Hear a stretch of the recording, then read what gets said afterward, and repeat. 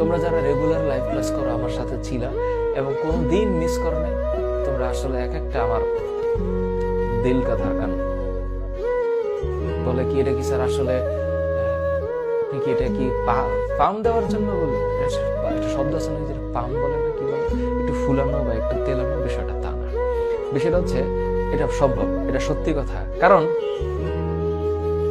তোমাদেরকে তো আমি দেখলে চিনবো না, আমারে তোমরা দেখলে চিনবা রাস্তায় বা কখনো যদি দেখা হয়, তখন আমাকে বলবো স্যার আমি অমুক ব্যাচের স্টুডেন্ট, আমি আপনার ক্লাস করছি।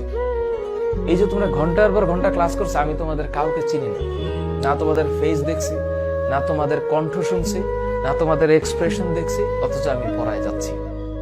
অদ্ভুত না বিষয়টা আমার জন্য? একটু একটু আলাপ করে দিচ্ছি। সুতরাং যেদিন তোমাদের সাথে আমার দেখা হবে বা দেখা হওয়ার আগেও, আমার এই কষ্টের মূল্যায়নটা তোমরা কখন দিবা জানো? যখন রেজাল্ট পাবলিশ হবে, সেই দিন আমাকে জানাবা স্যার ফিজিক্সে পাইছি 90, 95, 93, কেমিস্ট্রিতে স্যার 97 পাইছি। তারপর আমারে ফোন দিয়ে বলবা স্যার 1300-র মধ্যে পাইছি 1250।